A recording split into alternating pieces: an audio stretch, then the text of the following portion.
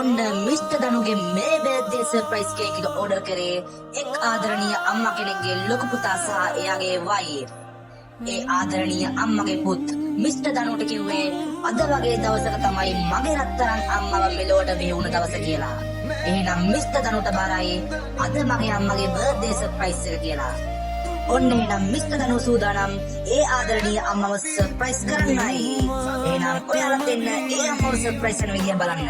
ඇසීතලේ නිදි නෑ තව දුක් කන්දනින්මා තුන් ලෝකයම රැකේ ඇ මහා පිරිත වැනි සසරේමත් නොහරි